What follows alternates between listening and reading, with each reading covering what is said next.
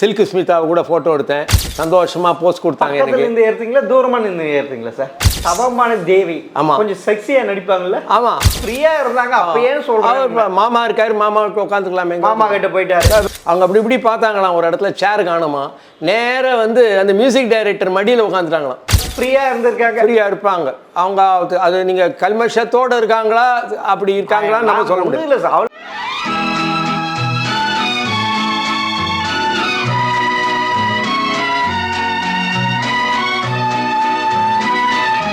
GeM TV நேயர்களுக்கு வணக்கம். அந்த நாள் ஞாபகம் பகுதியில் சினிமா விமர்சகர் வாமன அவர்கள் சந்திப்பவர்கள். வணக்கம் சார். வணக்கம் சார். சினிமா எல்லாருக்கும் தெரியும். ஒரு காலத்தில் சென்னை கோடம்பாக்கம் ஸ்டுடியோக்களாக இருந்தது. இன்னைக்கு அந்த ஸ்டுடியோக்கள்ல இருந்த இடத்துலாம் அப்பார்ட்மெண்ட்டாக மாறி போச்சு. அப்படி இருக்கிறப்ப இந்த நிலைமை ஏன் வந்தது? ஃபஸ்ட்டு தமிழ்நாட்டில் எங்கே ஸ்டுடியோ ஆச்சு சார்? நல்ல கேள்வி, பெரிய கேள்வி. இதில் வந்து நீங்கள் சொல்கிற மாதிரி சென்னை கோடம்பாக்கம் பல ஏரியாக்கள் ஜெமினி எல்லாம் பிரமாதமாக இருந்த ஒரு காலம் ஒன்று உண்டு. அது ஒரு பொற்காலம். ஒரு பொற்காலம். தென்னிந்தியாவுக்கு சினிமான்றாலே இதுதான். ஆமாம், சென்னை ஒரு பெரிய தலைநகரமாக இருந்தது தென்னிந்தியாவுக்கு. ஆமாம், அதெல்லாம் நான் பார்த்துருக்கேங்கிறது என்னுடைய ஒரு பாக்கியம். அதாவது 80களில் அது சில இதழ்கள்லாம் போய் இப்படியே வருவோம், இப்படியே ஏவிஎம்முக்கு போவோம், ஷூட்டிங் எல்லாம் அங்கே இருக்கிறதெல்லாம் பார்த்து யார்ட்டையாக கவர் பண்ணியிருக்கோம். ஒரு தடவை சில்க் ஸ்மிதாவை கூட ஃபோட்டோ எடுத்தேன். சந்தோஷமாக போஸ்ட் கொடுத்தாங்க. எனக்கு இருந்து ஏறுறீங்களா தூரமாக நின்று ஏறுறீங்களா சார்? இல்லை, பக்கத்துலேயே தான் இருந்து தான் எடுத்தேன். அப்படிங்களா? ஆமாம் ஆமாம்.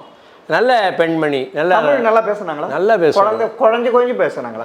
எப்படி பேசினாலும் அறிவுபூர்வமாக பேசுவாங்க. ரொம்ப அறிவாளி அவங்க. அப்படிலாம் இருந்தது. அந்த மாதிரி எல்லா இடத்துலையும் பார்க்க முடிஞ்சது. அதெல்லாம் ஒரு காலம். இதெல்லாம் ஏன் மாறியது என்று சொன்னால் அதற்கு ஏராளமான காரணங்கள் இருக்கின்றன. நாம் போக பேசும்போது நமக்கு அது தெரியும். இப்படி என்னென்ன காரணம், என்னென்ன மாற்றங்களால். ஒரு சின்னதாக ஒன்று சொல்கிறேனே. நான் போகும்பொழுது அங்கே தெலுங்கு படம் டான்ஸ் நடந்துக்கிட்டு இருக்கும். அதே மாதிரி அங்கே பார்த்தா மலையாள படத்தில் ஒரு ஷூட்டிங் நடக்கும். மலையாள படம் ப்ரிவ்யூ கூப்பிடுவாங்க. அதுக்கப்புறம் இங்கே பார்த்தா தமிழில் நடந்துக்கிட்டு இருக்கோம். ஒரேடியாக எல்லா தென் மாநிலங்களுடைய எல்லா மொழிகளிலேயும் படங்கள் சென்னையிலேயே எடுத்து கொண்டிருந்தார்கள். அது கொஞ்சம் கொஞ்சமாக மாறி ஒரு 90க்குள்ளே அது சைஃபர் ஆகிப்போச்சு. அதுவும் ஒரு காரணம் இல்லையா? இங்கே ஸ்டுடியோன்னா அதுக்கு அவங்களுக்கு வந்து கஸ்டமர் தேவை இல்லையா? நிறையா படங்கள் எல்லாரும் அவங்க ஊருக்கு போய் எடுத்துக்கிறேன்ட்டு போனால் இங்கே இருக்கிறவனுக்கு என்ன ஆகும்? அதுவும் ஒரு காரணம் என்பதற்காக சுட்டுகிறேன்.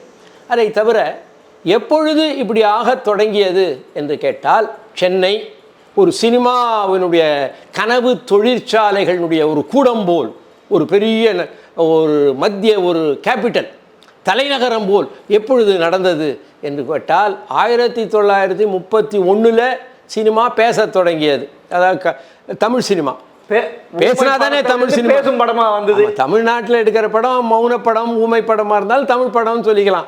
ஆனால் அது பேசுறது இல்லை தமிழில். ஆனால் தமிழை பேசத் தொடங்கியது 31. அப்போ 31 பேசத் தொடங்கியது. அது எங்கே எடுக்கப்பட்டது என்று கேட்டால் பம்பாய் இம்பீரியல் ஃபிலிம் கம்பெனி ஆலமாரா எடுத்தவங்க தான் வேகமாக எடுத்தாங்க. அதுக்கு அடுத்த படம் எங்கே வந்தது அப்படின்னா சாகர் மூவி டோன் அப்படின்னு அவங்களும் அப்படி எடுத்தாங்க. இப்போது பம்பாயில், கல்கத்தாவில், பூனேயில் இந்த மாதிரி இடங்களில் தான் தாக்கி எடுக்கிறதுக்கான அவங்களுக்கான வசதிகள் எல்லாம் இருந்தன, ஸ்டூடியோக்கள் இருந்தன, கருவிகள் இருந்தன, இதெல்லாம் இருந்தன. 1934 வரைக்கும், அதாவது சினிமா பேச தொடங்கி 4 ஆண்டுகள் இங்கே இருக்கிறவங்கள்லாம் அங்கே மூட்டை கட்டின்னு போனாங்க. அப்புறம் கூட பல வருஷம் போயிட்டு இருந்தாங்க.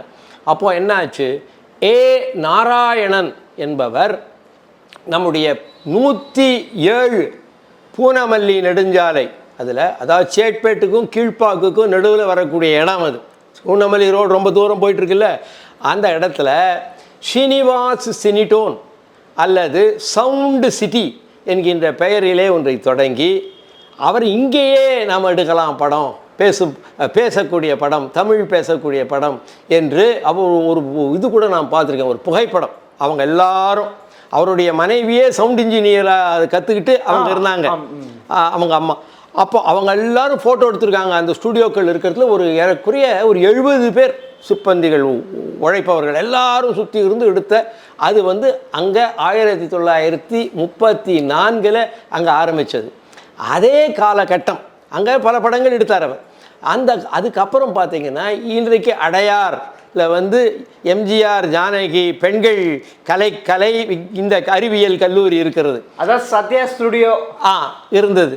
அந்த சத்யா ஸ்டூடியோ இருந்த இடத்துல 1934 எம்.கே. தியாகராஜ பாகவதர் நடித்த முதல் படமான பவளக்கொடி சரித்திரம்னு சொல்லுவாங்க. அந்த படத்தை அங்கே தான் எடுத்தாங்க. அந்த படம் அப்போது மீனாட்சி சினிடோன் என்று பெயர் கொண்டிருந்தது. சத்யா ஸ்டுடியோ அப்படி இருந்தது. அப்படிதான். ஆமாம். அதற்கு அப்புறம் அதுக்கு சுந்தரம் சவுண்டு சிட்டின்ட்டு மாறி போச்சு. அது 50களில் அது நெப்டியூன் ஸ்டுடியோ என்று ஆகி ஜூபிட்டர் ஃபிலிம்ஸினுடைய சோமசுந்தரம் அவர்களுக்கு உரிமையாக அது வந்தது. அதன் பிறகு அவர்களுக்கும் கடன் அதிகமாக போனபொழுது தான் எம்ஜிஆர் வந்து அதை வாங்கி அது பல நாள் நடத்தி கடைசியில் எம்ஜிஆருடைய காலத்திற்கு பிறகு அது எம்ஜிஆர் ஜானகி கல்லூரியாக மாறி இருக்கிறது. அதுவும் 34 உருவாச்சு. அந்த மாதிரி 2-3 இடத்துல சென்னையிலேயே ஸ்டுடியோக்கள் உருவாகின.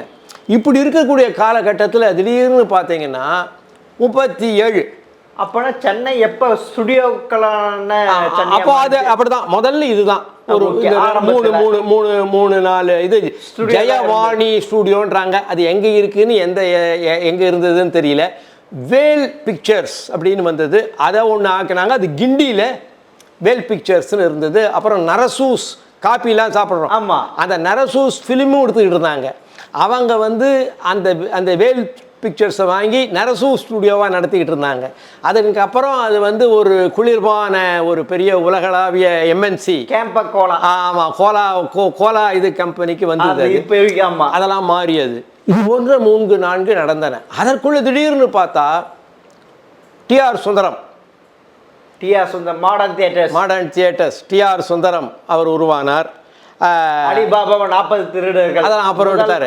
கலர்படம் அவங்க தானே சார் அதெல்லாம் எடுத்தாருல்ல. அதுதான். அவர் சினிமா வந்து சென்னையில் தான் இல்லை, வெளி மாவட்டங்களில் ஸ்டுடியோக்கள் அமைக்க முடியும் அப்படிங்கிறத 37 அவர் வந்து பெரிய ஜவுளி தயாரிப்பாளர்கள் குடும்பத்தில் பிறந்தவர். அவங்க அப்பா ஜவுளி உற்பத்தியாளர் குடும்பம். ஜவுளி உற்பத்தியாளர். அந்த இதுக்கு படிக்கிறதுக்கு தான் அவர் பிஎஸ்சி லீட்ஸில் படித்தார். அங்கே கிளாடிஸ் அப்படிங்கிற ஒரு பெண்ணை வெள்ளைக்கார மாதை திருமணம் செய்து கொண்டு இங்கே வந்தார். இங்கே வந்த பிறகு சினிமாவுக்கு எடுக்கலான்னு சில ஏஞ்சல் பிக்சர்ஸ்னு ஒன்று இருந்தது. அதை இவரும் சில பாகஸ்தர்களோடு எடுத்தார். அதன் பிறகு அவர்னா என்னடா இது அங்கங்கே போய் எடுக்க வேண்டியிருக்கு, கல்கத்தாவுக்கு போன்றான், பூனே போன்றான், அங்கே போங்கிறான், நாமளே பண்ணிட்டா என்னன்னு சேலத்திலேயே அந்த ஏற்காடு மலையினுடைய அழிவாரத்திலேயே அவர் வந்து ஸ்டுடியோவை திறந்து விட்டார். அதான் மாடர்ன் தியேட்டர்ஸ். ஆமாம். அதுக்காக முதல் கதாநாயகியை எங்கேருந்து கொண்டு வந்தார்? இலங்கையிலேருந்து சிங்கள குயில் தவமணி தேவி அப்படிங்கிறவனை கொண்டு வந்து. தவமணி தேவி. ஆமாம். கொஞ்சம் செக்ஸியாக நடிப்பாங்கல்ல. ஆமாம். அவங்க அப்படி இருப்பாங்க, ஃப்ரீயாக இருப்பாங்க, கிளாமராக இருப்பாங்க. ரியல் லைஃப்லேயே கிளாமராக. ஒரு எங்கிட்ட சொன்னார், ஏவிஎம் ஸ்டுடியோவில் வேலை செஞ்ச ஒருத்தர் சொன்னார், அவங்க அப்படி இப்படி பார்த்தாங்களாம். ஒரு இடத்துல சேர் காணுமா, நேராக வந்து அந்த மியூசிக் டைரக்டர் மடியில் உட்காந்துட்டாங்களாம். அப்படிப்பட்டவங்க அவங்க சகஜமாக இருப்பாங்க, நல்லா ஃப்ரீயாக இருப்பாங்க. அவங்க அது நீங்கள் கல்மஷத்தோடு இருக்காங்களா அப்படி இருக்காங்களான்னு நம்ம சொல்ல முடியல. அவர் ஃப்ரீயாக இருந்தாங்க. அப்பயே சொல்கிறாங்க, மாமா இருக்காரு, மாமாவுக்கு உட்காந்துக்கலாமே, மாமா கிட்ட போயிட்டாரு, உட்காந்துக்கலாம் அப்படிலாம் இருப்பாங்க. அப்படியெல்லாம் வச்சு அவர் டிஆர் சுந்தரம் அவர் வந்து மாடர்ன் தியேட்டர்ஸு திறந்தார். இந்த மாதிரி வேறு இடத்துல நீங்கள் பார்த்தீங்கன்னா சென்ட்ரல் ஸ்டூடியோ என்று கோயம்புத்தூரில் உருவானது. அங்கே பட்சி ராஜாங்கிறது வந்து அந்த சென்ட்ரல் ஸ்டூடியோ அப்படிங்கிறவர் பிஆர் நாயுடு அப்படிங்கிறவர் ஒருத்தர் தான். பல பாகஸ்தர்கள், அதில் ஒரு பாகஸ்தராக இருந்திருக்கலாம். பட்சி ராஜா ஸ்டூடியோவை அமைத்த ஸ்ரீராமுலு நாயுடு. அவருக்கு அப்புறம் அவர் தனியாக பிரிஞ்சு போய், எனக்கு சரியாக என்னுடைய தகவல் சரியாக இருக்குமா, பிரீமியர் சினிடோன்னு ஒரு ஸ்டூடியோ அங்கே இருந்தது இன்னொன்று. அதை அவர் அப்படியே வளைச்சி போட்டு அதை பெருசாக ஆக்கி பட்சி ராஜா அப்படிங்கிற பெரிய ஸ்டூடியோவை ஆக்கி, அவர் தான் எம்ஜிஆருக்கெல்லாம் பார்த்தீங்கன்னா மலைக்கள்ளன் முதல் ஹிட்டு. அவர் எம்ஜிஆர் பானுமதியை வச்சு மலைக்கள்ளன் எடுத்தார். அதே மாதிரி பானுமதி என்டிஆரை வச்சு அக்கிராமுடுன்னு அதை மலைக்கலையிலேயே தெலுங்கில் எடுத்தார். அதே திலீப் குமாரை வச்சு ஆசாதுன்னு ஹிந்தியில் எடுத்து சகபோடு போட்டார் பம்பாயில். எல்லாமே கோயம்புத்தூர் இருக்கிற அதே ஸ்டுடியோவில் வச்சு இங்கே தான் போட்டேன். இதெல்லாம் 50களில் நடந்தது. அவர் அங்கே 40களெல்லாம் அந்த பட்சி ராஜாவை அமைத்து கோயம்புத்தூரில் அவர் வந்து இது பண்ணார். இப்படிலாம் இருக்கும்பொழுது தான் சென்னையில் உங்கள்கிட்ட சொல்லிட்டு இருந்தேன் 4-5 ஸ்டூடியோ இருந்தது. சென்னையில் ஸ்டூடியோவுடைய தலைநகரமாக இருந்ததுன்னு நம்ம அங்கே போயிட்டோம் கோயம்புத்தூர் போயிட்டோம், சேலம் போயிட்டோம். இப்போ இது என்னன்னா சென்னையில் இது வந்தோடனே கே சுப்பிரமணியம் அப்படிங்கிற இன்னைக்கு பத்மா சுப்பிரமணியம் பெரிய நடனமணி அவங்களுடைய அப்பா ஒரு பிரம்மாண்டமான இயக்குனர். தியாகராஜ பாகவதரை அறிமுகப்படுத்தியவர் அவர்தான். MS சுப்பலட்சுமியை அறிமுகப்படுத்தியவர் அவர்தான். TR ராஜகுமாரி கனவு தமிழ் சினிமாவினுடைய முதல் கனவு கண்ணின்னு சொல்லக்கூடியவர் முன்னாடி நடிச்சிருந்தா கூட அவர் பெரிய அளவில் வெற்றி பெறச் செய்து உலகம் காணச் செய்து வியக்கச் செய்தவர் அவர்தான். தமிழ் சினிமாவினுடைய ஒரு தந்தை என்று கூடக்கூடிய அளவிலே 30கள் 40களில் அவர் நடந்துட்டு இருக்கார். அப்படிப்பட்டவர் என்ன பண்ணார், motion pictures producers combine MPPC அப்படிங்கிற இதில் வச்சு இங்கே நம்மளுடைய எங்கே ஜெமினி ஸ்டுடியோ இருக்கே இப்போ இருந்தது மேம்பாலம், அண்ணா மேம்பாலம், முதல் மேம்பாலம் கட்டப்பட்ட இடம் அங்கே பக்கத்தில் கார்சன் காம்ப்ளெக்ஸ் பார்க் அப்படின்னு ஹோட்டல், பெரிய ஹோட்டல் அதெல்லாம் இருந்த இடத்துல அது ஃபர்ஸ்ட் அந்த ஸ்டுடியோ அங்கே ஜெமினி அப்புறமா தான் வருது. அந்த ஸ்டுடியோ என்னாச்சு, ஏதோ நடந்துட்டு இருக்கும்போது திடீர்னு ஒரு பெரிய நெருப்பு இது வந்து அது எரிஞ்சு போச்சு. ஸ்டுடியோவே எரிஞ்சு போச்சுன்னா அந்த சுப்பிரமணியத்தினுடைய கதை அதாவது அந்த டைமில் அதுக்கு ஒரு பெரிய பின்னடைவு. அப்படி என்ன பண்ணாங்க, அதுக்கு சில பாகஸ்தர்லாம் இருந்தாங்க. அவங்களாம் என்ன போட்டு இந்த புத்து தொலையா இது ஏதோ எரிஞ்சு போச்சு, யாரை அவனை கொளுத்து விட்டானா என்னன்னு தெரியாது அப்படின்னு சொல்லிட்டு என்ன பண்ணாங்க, அது ஏலத்துக்கு வந்தது. அந்த ஏலத்துக்கு வந்தபோது SS வாசன் அவர்கள் அது வரைக்கும் அவர் பத்திரிகை நடத்தி கொண்டிருந்தார், சில விளம்பர இதெல்லாம் நடத்தி கொண்டிருந்தார், இப்படியெல்லாம் செய்து படங்களையும் விநியோகம் செய்து கொண்டிருந்தார். இப்படியெல்லாம் செய்து கொண்டிருந்தவர் அந்த ஸ்டுடியோவை 80,000 ஏதோ சொல்லிட்டு 11 அணான்னு சொல்லுவாங்க, அதை அப்படி கொடுத்து அதை வாங்கிட்டார். அதை வாங்கின அப்புறம்தான் அதை வந்து எப்படி நடத்தின ஆரம்பித்தார்னா, வெளிநாட்டிலலாம் பல ஸ்டுடியோக்கள் ஹாலிவுட்லலாம் இருக்குது. Paramount studio, Universal studio, Walt Disney இப்படிலாம் இருக்குது. வெளிநாட்டுக்காரன் நடத்தக்கூடிய மோஸ்டரில் நடக்கணும் அப்படின்னு வெளிநாட்டிலேருந்தே நபர்கள் பிரம்மாண்டமான ஸ்டுடியோ பிரம்மாண்டமாக மாதிரி ஒரு இது அதனுடைய தேவையான மொத்த அதில் இருக்குது. அப்படி பண்ணார். அவர் தான் என்ன பண்ணார், இங்கே ஜெமினியில் அவர் ஜெமினி ஸ்டுடியோன்னு ஆரம்பித்து மதன காமராஜன் ஒரு படம் கொண்டு வந்தார். மங்கம்மா சபதம்னு வைஜெயந்தி மாலா இந்த காலத்தில் தெரியுமோ தெரியாதோ அவங்களுடைய அம்மா, பிரம்மாண்டமான படம் இந்தியாவில். சந்திரலேகா அப்படிங்கிற படத்தை தமிழில் தான் எடுத்தார். தமிழில் தான் முதல் எடுத்தார். எடுத்து என்ன பண்ணார், தமிழ் இருக்கிறதையே சரியான சில பகுதிகளை ஹிந்தியில் எடுத்து அதை அப்படியே தமிழ் ஹிந்தியை ஆக்கி அதை ஹிந்தியில் இருக்கிறவன் ஜென்ரலாக அதுக்கு முன்னாடி கூட சில பேர் டப்பிங் மாதிரி தான். டப்பிங்குங்கிறது இப்போ எல்லா படமும் டப்பிங் தானே. இப்போ வெளியில் பேசுகிறத அவங்க அப்படி ஒரு காலத்தில் ஸ்டூடியோக்களில் ஷூட்டிங் இருக்கும் பொழுதே வசனத்தை எடுத்துருவாங்க. இப்போ நம்ம பேசுகிறது இப்போ கேமரா அப்படியே தானே இப்போ ஆகுது, அதே மாதிரி ஆகிடும். ஆனால் அப்போ பூம் அப்படின்னு வச்சு நல்ல கிளாரிட்டியோடு இருப்பான். அதுக்கப்புறம்லாம் மாறி என்ன ஆகி போச்சு, எடுத்துட்டு அப்புறம் போய் டப்பிங் பண்ணிக்கலாம் அப்படிங்கிற நிலைகளெல்லாம் வந்துவிட்டது. சந்திரலேகாவில் டப்பிங் அப்படின்னு கேட்டால் எல்லாமே டப்பிங் தான். அப்போது அவர் சரியாக எந்தெந்த இடத்துல க்ளோஸ்அப் வருமோ அந்த இடத்துல பேசுகிறத இடத்த ஹிந்தியில் எடுத்துருவார், புதுசாக எடுத்துருவார். அதை அப்படியே கொண்டு போய் அப்படியே பம்பாய்க்கு வெளி வடநாட்டுக்கு கொண்டு போனார்.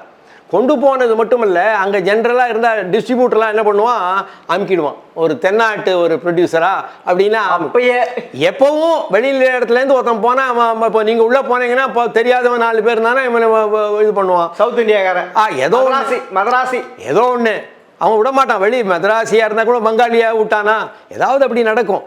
ஸோ அந்த முறையில் அப்படிலாம் எல்லாவற்றையும் மீறி அது விளம்பரமாக இருந்தாலும் சரி, விளம்பரம் செய்வதில் மகா புலி வாசன். அப்போ அது மட்டும் இல்லாமல் சிறந்த நபர்களை எல்லாம் சேர்த்து வைத்துக் கொள்வார். கேமராவில் பெஸ்ட்டு, சவுண்ட் ரெக்கார்டிங்கில் பெஸ்ட்டு, எல்லாத்துலேயும் பெஸ்ட்டாக தனக்கு தேர்ந்தெடுத்து வச்சுப்பார் ஆட்களை. ஆனால் அதிலே தன்னுடைய அறிவையும் பயன்படுத்துவார். அப்படி பயன்படுத்தி அவருடைய இது வந்து அந்த அளவுக்கு போய் ஜெமினி அப்படின்னா அது வந்து தமிழ் சினிமா ஸ்டூடியோக்குள்ள தலையாய ஸ்டூடியோ, ராஜா அந்த மாதிரி வந்தது. அந்த ஒரு காலகட்டத்தில் தான் இதெல்லாம் வந்து அந்த MPPC சொன்னேன் 30 வந்தது. இங்கே ஒரு ஜெமினி வந்தது. அது போலவே இன்னொரு ஸ்டுடியோ அது எது சொல்லுவாங்க தமிழ்நாட்டில், சென்னையில் ஃபேமஸ் AVM ஸ்டுடியோ, வாகினி நல்ல ஸ்டுடியோ. ஆமாம். அப்போது AVM அப்படின்னு சொல்ல பார்த்தா AVM செட்டியார் காரைக்குடிக்காரர் நகரத்தார். இவர் அவங்களுக்கு வந்து வியாபாரம்னா அவங்களுக்கு நல்ல விஷயம் தெரிஞ்ச வியாபாரிகள் அப்படி பண்ணுவாங்க. அதான் வாணிப செட்டி தானே அவங்க பேர். அப்படிங்கம்மா. அப்படிலாம் சொல்லும் பொழுது அவர் வந்து 1934 சினிமா உலகத்தில் வந்துட்டார். ஆனால் கண்ட இடத்துல போய் படம் எடுத்தார். ஒரு இடத்துல யாரோ படம் எடுத்து பிரமாதமாக வரப்போகுது பாருங்கன்னாங்க. அங்கே என்ன பண்ணால் ஒரு லைட்டை அடிச்சிருக்கான் அந்த ஆக்டர்ஸ் மேலே. அப்போ ஒரு ஆக்டர் வந்து கண்ணை மூடிக்கிட்டே பாதி ஃபிலிம் பேசியிருக்கான். ஏன்னா ஒரு கண்ணு கூசுது. அப்புறம் இன்னொரு படத்தில் அவன் பேசுறது ஒரு பக்கம் இருக்குது, சவுண்டு வருது வேற என்னமோ இருக்குது. இப்படியெல்லாம் இருந்து படங்கள் எல்லாம் தோல்வி அடைந்து இதுக்கு பிறகு அவர் AVM ஸ்டூடியோ இதில் ஃபேமஸ் வடபழனியில். ஆனால் அதுக்கெல்லாம் முன்னாடி நாம் சென்னையினுடைய மந்தவெளி அப்படிங்கிற இடத்துல சில பாகஸ்தர்களோட அட்மைரல்டி ஹோட்டல் அப்படின்னு ஒன்று பின்னாடி இருந்தது ரொம்ப நாள் வரைக்கும். 80s எல்லாம் இருந்தது, பெரிய ஹோட்டலாக இருக்கும்.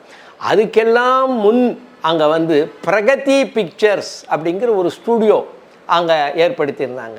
அந்த இடத்துல தான் அவர் வந்து இப்போ கூட நிறையா பேர் பார்க்குறாங்க சபாபதி அப்படிங்கிற படம். சபாபதி அப்படிங்கிற காளியன் ரத்னமும் TR ராமச்சந்திரமும் நடித்த சிரிப்பு படம், ஹாஸ்ய படம். பொம்மல் சம்பந்த முதலியார் எழுதியது, வசனம் எழுதியது.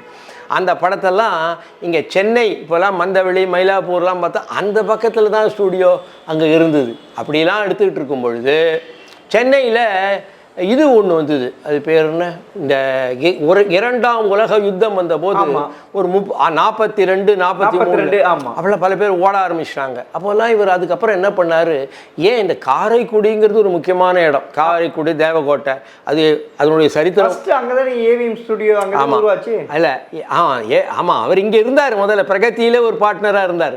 அப்புறம் என்ன பண்ணார், அவர் வந்து யோசனை பண்ணார் காரைக்குடியில் எடுத்தா என்னன்னு. அவர் சொல்லும்போது ஒரு சரித்திரம் ஒரு இது சொல்கிறேன். இந்த செட்டியார்கள் எல்லாம் நகரத்தார்கள்னு சொல்லக்கூடியவர்கள் காவேரி பூம்பட்டினத்தில் இருந்தார்கள். காவேரி பூம்பட்டத்திலே பெரும் வெள்ளம் வந்த பிறகு அவர்களுக்கு திரைக்கடல் ஓடி திரவியம் தேடுதல் அப்படிலாம் போயிருக்காங்க. சிங்கப்பூர் போயிருக்காங்க, மலேயா போயிருக்காங்க, போயிருக்காங்க. இப்படிலாம் போனவங்க இந்த கடல் பக்கத்தில் இருந்தால் ஒரு டேஞ்சர் இருக்குது. இப்போ கூட கடல்லேருந்து டேஞ்சருன்றாங்க இந்த நம்ம கடல் ஓரத்தில் இருக்கக்கூடிய இடங்கள். அப்போ அவங்க என்ன பண்ணாங்க, ஆமாம் கடலே இல்லாத, கடல் வரவே முடியாத வறட்சியான ஒரு பகுதியில் போய் நம்ம இருப்போமடா அப்படின்னு போன இடம் தான் காரைக்குடி. அவளை பணம் கொழுத்து போயிருந்தாங்க அப்படிலாம் சொல்லக்கூடாது. வியாபாரம் பண்ணதுனால அவங்க வறட்சியான இடத்துக்கு போயிருக்காங்க, அதனால சொல்ல வறட்சி. ஆமாம் ஆமாம், இடம் வறட்சி ஆனால் அவங்களுக்கு பணம் அவங்க அப்படிதானே எடுத்துக்கணும். ஆக அங்கே இடத்துல அவர் என்ன பண்ணார், அங்கேருந்து பவர் வேணும்ல, மின்சாரம் இல்லாமல் இருக்க முடியாது, தொடர்ந்து இருக்கணும். அப்போது அந்த இடத்துல ஒரு ஜமீன்தார் என்ன பண்ணியிருந்தார், காரைக்குடி தேவகோட்டை போகிற வழியில் காரைக்குடி ரஸ்தாங்கிற இடத்துல ஒரு இடத்த வளைச்சி போட்டு அந்த இடத்துல பல வந்து பெரிய இதெல்லாம் கட்டி ஒரு குடிசை மாதிரி பெருசாக டென்ட்டாக போட்டு அந்த இடத்துல ட்ராமாவெல்லாம் போட்டு அவர் பணம் பண்ணிகிட்டு இருந்தார். அங்கே இருக்கிற இவர் என்ன பண்ணார், அதை வாடகைக்கு எடுத்துட்டார். அந்த இடத்த மின்சாரம் கிடைக்குது ஜம்முன்னு கரண்ட்டு, அந்த இடத்துல வச்சு தான் நாம் இருவர் அப்படிங்கிற எடுத்தார் முதல். அது மிகச்சிறந்த வெற்றியாச்சு. யாரு நடிச்சு நாம் இருவர்னு சொல்ல போனால் 2 அண்ணன் தம்பி தான் நாம் இருவர். அதில் ஒருத்தர் வந்து TR மகாலிங்கம், இன்னொருத்தர் வந்து BR பந்துலு. இவங்க தான் அந்த 2 சகோதரர்களாக வருவாங்க. அது ஒரு வெற்றி அடைந்த படம் அது. அதுபோல் சில படங்கள் எல்லாம் அவர் அங்கே எடுத்தார். வேதாள உலகம் அப்படிலாம் எடுத்தார். அங்கே தான் எடுத்தார். எடுத்து வெற்றியும் அடைந்து கொண்டே அவர் ரொம்ப புத்திசாலிங்க. அவருக்கு வந்து பண்பாடும் தெரியும். நம்ம நாட்டில் வந்து யாரோட வந்து நல்ல ஒரு கலை நுட்பம் இருக்கிறவங்க யாரெல்லாம் இருக்காங்க அதெல்லாம் நல்லா தெரியும் அவருக்கு. அப்படியெல்லாம் பண்ணி அவர் அந்த படங்களை வெற்றி அடைந்த பிறகு அவர் யோசனை பண்ணார் சென்னைக்கு வரணும்னு. அப்பொழுது தான் சென்னை இந்தியாவுக்கு வந்து சுதந்திரம் கிடைத்த பிறகு சில முஸ்லீம்கள் பாகிஸ்தானுக்கு போகிறோம் என்று முடிவு செய்து அப்ளை செய்து போயிட்டாங்க. அவங்களுடைய அந்த இடங்கள் எல்லாம் எனிமி ப்ராப்பர்ட்டி அப்படிங்கிற மாதிரி அந்த மாதிரி இடத்துல வந்த ஒரு இடம்தான் ஏவிஎம்மில் 10 ஏக்கர்னு நினைக்கிறேன். அது அந்த எனிமி ப்ராப்பர்ட்டினா ஓசியில் கிடைச்சதா? அது அப்படிக்கெல்லாம் கிடைக்காது. ஓசியில் கொடுக்கறது யார்? அவன் விட்டுட்டு போயிட்டு இருப்பல. அவன் விட்டு போனான்னா கவர்மெண்ட்டுக்கு ப்ராப்பர்ட்டி ஆகிடும். ஆமாம். அப்போது அவங்க வந்து வாங்கி அங்கே ஒரு லெதர் டேனரி இருந்ததா அப்படிங்கிறது எனக்கு ஒரு அபிப்பிராயம். அப்படி இருந்து அவர் வந்தோடனே அவர் முதல் எடுத்தார் பார்த்தீங்கன்னா, நான் உங்கள்கிட்ட சொன்னேன் மங்கம்மா சபதம் எடுத்தார் வாசன். மங்கம்மா சபதத்தில் வசுந்தரா தேவி அப்படிங்கிறவன் தான் மிகப்பெரிய நட்சத்திரமாக ஆனார்கள். இந்த வசுந்தரா தேவி தான் வைஜெயந்தி மாலாவினுடைய தாயார். வைஜெயந்தி மாலாவினுடைய தாயாருக்கும் தாயாருடைய அம்மா யதுகிரி அம்மாள்னு நினைக்கிறேன், அவங்களுக்கும் யார் இந்த பெண் வைஜெயந்தியை வளர்ப்பது என்பதிலே தகராறுலாம் நடந்து கோர்ட்டு கேஸெல்லாம் போயிட்டு இருந்த இடத்துல அவங்களுக்கு வந்து யதுகிரி அம்மாளுக்கு சாதகமாக வந்த ஒரு காலகட்டத்தில் இவர் வந்து வைஜெயந்தி மாலாவை புக் பண்ணி அங்கே வந்து வாழ்க்கை என்கின்ற படத்தை எடுத்தார். இதை 1950 அந்த டைமில் அது அவ்வளோ பெரிய ஹிட் ஆகிப்போச்சு. அதெல்லாம் பாடல்கள்லாம் பார்த்தீங்கன்னா உன் கண் உன்னை ஏமாற்றினால் அப்படின்னு டடடா டடடா டடடா அப்படிலாம் அதெல்லாம் காப்பி எல்லாம் பார்த்தீங்கன்னா ஹிட்டு சாங்ஸ் எல்லாம் காப்பியாக தான் இருக்கும் ஹிந்திலேருந்து. ஆமாம், ஹிந்திலேருந்து அப்படியெல்லாம் போய் அந்த வாழ்க்கை ஆரம்பித்த அப்புறம் இந்த ஏவிஎம்முக்கு ஒரு புதிய இந்த இடத்துல ஒரு தெம்பு எல்லாம் வந்தது.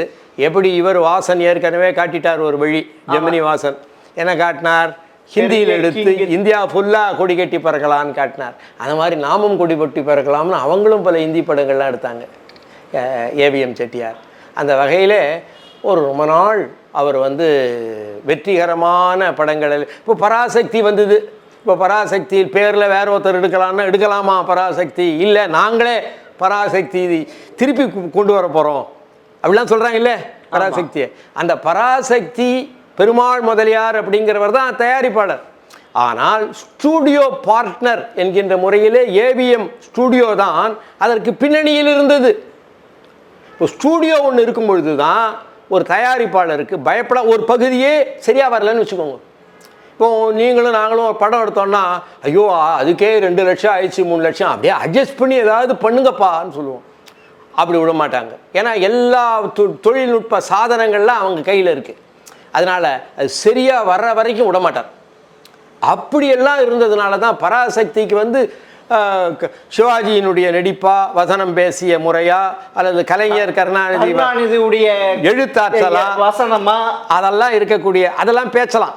ஆனால் இன்னொரு முக்கியமாக சொல்ல வேண்டிய விஷயம் என்னென்னா, இப்படிப்பட்ட ஒரு சிறந்த ஸ்டூடியோவில் எந்த விதமான குறைபாடுகளும் இல்லாமல் படத்தை வெளியிட வேண்டும். குறைபாடுனா டெக்னிக்கல் குறைபாடு, அந்த மாதிரி குறைபாடே இல்லாமல் செய்ய முறையெல்லாம் அது ஏவிஎம்னுடைய இதுன்னு சொல்லலாம் விஷயமா. அப்போ இன்னொன்று இந்த வாகினி கூட பெரிய ஃபேமஸாக இருந்தது. வாகினி ஸ்டூடியோ அது எப்போ சார் வந்தது? ஆமாம், நல்ல கேள்வி. வாகினின்னா ஏவிஎம் இந்த பக்கம் இருக்குது, அதுக்கு முன்னாடி கொஞ்சம் ரைட் ஹேண்ட் சைடில் எதிர் பக்கத்தில் வாகினி இருக்கும். அந்த வாகினியிலெல்லாம் பார்த்தீங்கன்னா என்டிஆர் அவங்கெல்லாம் அப்புறம் பின்னாடி பெரிய அளவில் கொடிகட்டி பறந்தவங்க. இந்த வாகினி ஸ்டூடியோவுக்கு பின்னாடி இருப்பவர்கள் யார் அப்படின்னா நாகிரெட்டியார், சக்கரபாணி என்ன அவருடைய ஃப்ரெண்டு. இவங்களுக்கெல்லாம் பின்னாடி பார்த்தா இப்போ எஸ்எஸ் வாசனுக்கு வந்து ஆனந்த விகடன் முதல்ல இருந்தது, அவர் அதோட சினிமாவில் வந்தார். அப்படி அந்த மாதிரி சந்தா மாமா அப்படி அம்புலி மாமா இருக்கு பார், பல மொழிகளில். ஆமாம், அதுகள் இப்போ நாகிரெட்டியார் பிரிண்டிங்கில் நல்ல எக்ஸ்பர்ட்டு, பிரிண்டிங்கில் நல்லா பார்ப்பார். அதே மாதிரி நானே பார்த்துருக்கேன், நேரடியாக பேட்டி கண்டிருக்கிறேன் அவரை. அவர் என்ன பண்ணுவார்னா, இந்த மரங்கள்லாம் இப்போ சில இடத்துலலாம் இப்படியே எடுத்து பிரமாதமான மரமாக இருக்கும், அப்படியே கொன்று போட்டுடுறாங்க. அது அப்படி இல்லாமல் நாகிரெட்டியார் தன்னுடைய அந்த ஸ்டுடியோ பகுதிகளிலேயே இந்த மரத்தை எடுத்து அந்த இடத்துல வச்சு மரத்தினுடைய இடம் மாற்றுவார். அதிலெல்லாம் கெட்டிக்காரராக இருந்தார். அப்படிலாம் இருந்த நாகிரெட்டியார் ஆரம்பத்தில் வெங்காய வியாபாரம் அந்த மாதிரி பண்ணிகிட்டு இருந்தார். அப்படி பண்ணிகிட்டு இருக்கும்போது அவருடைய அண்ணன் தான் பிஎன் ரெட்டி. அவர் கலைப்படங்கள் எடுப்பதில் மிகச்சிறந்தவர், நல்லா எடுப்பார். சொர்க்க சீமா அப்படின்னு பானுமதியினுடைய மிகச்சிறந்த படம் 1945 44 அவர் எடுத்தவர். கலைப்படமாக எடுப்பார், அதே பார்க்கறதுக்கு நல்லா இருக்கும், எப்போவும் இன்றைக்கும் பார்க்கலாம். அப்படிப்பட்டவருடைய அண்ணன் படங்கள் எல்லாம் எடுக்கும் பொழுது கூட இருந்தவர் நாகிரெட்டியார். அப்போது கே ராம்நாத், ஏகே சேகர் அப்படி அவங்கெல்லாம் கூட இருப்பாங்க, எல்லாம் மேதைகள். அவங்கெல்லாம் டிஸ்கஸ் பண்ணும்போது இவரும் சேர்ந்து அங்கே இருப்பார். அப்போது அவர் சொல்லுவார், கே ராம்நாத் சொல்லுவார், திடீர்னு நீங்கள் ஏதோ ஒரு குறை சொல்கிறீங்க, கேட்டால் நான் சாதாரண ஆள் மாதிரி கேட்குறேன்றீங்க. அப்புறம் பார்த்தா திடீர்னு டெக்னிக்கலாக ஒரு பாயிண்ட்ஸ், நீங்கள் சாதாரணமாக ஆளாக பேசு, இல்லைன்னா டெக்னிக்கல் ஆளாக பேசு, ரெண்டு விதமாக பேசாத அப்படின்னு அவர்கிட்ட சொன்னேன்னு அப்படியெல்லாம் வளர்ந்தவருங்கிறதுக்கு இப்போ சொல்ல வரேன். அப்படிலாம் வளர்ந்தவருக்கு என்ன ஆச்சுன்னா, அவரே என்னிடம் சொன்னது, மூலா நாராயணசாமின்னு ஒருத்தர் இருந்தார். அவர் தான் அந்த வாகினி அந்த இடங்கள்லாம் அந்த வாங்கினார். அவர் பெரிய சாராய முதலாளி அல்லது முதலைன்னு சொல்லலாம், மிகப்பெரிய சார். அவர் நல்ல மனுஷனாக தான் இருக்கணும். அவருடைய சரித்திரம்லாம் சென்னையில் இருக்கிறவங்களுக்கு தெரியணும், யாரா இவர் இப்படிலாம். மிக தெளிவாக ஜெம் டிவிக்கு கூட பகிர்ந்து கொண்டது மிக்க நன்றி சார். நன்றி, நன்றி, வணக்கம், வணக்கம்.